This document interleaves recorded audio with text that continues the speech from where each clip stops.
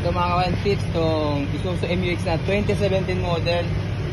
Dumating dito, walang gaanong lumalabas na hangin. Ngayon, kamunti ka nang papalitan yung blower motor. So, ang nangyari pala, ito, yung may mga MU-X dyan, nilagyan nila ng, ito, filter sa likod. Ang original to, wala naman nakalagay na filter eh. So, ito lang, nung tinanggal natin itong filter, okay sa oret na. Ano, malamig na bro, ano na? Malamig na po. Ayun o, malakas na yung buga. Ayun o, bugong o.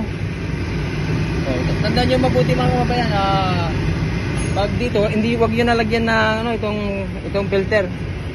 Dahil hindi naman dumiin dito sa likod eh. Tignan nyo, tinanggal namin to, lumagas na yung buga ng hangin. Nakahinga siya. Okay, so yan ang tips. Tandaan nyo mabuti mga kababayan para may idea.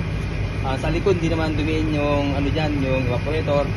Ito, mud splitter, huwag nyo nang lagyan to. Pag original na yan, okay na. Ayun, lakas pa yan ang motor. Kamunti ka na napalitan ng motor. Ayun, yun ang tips natin.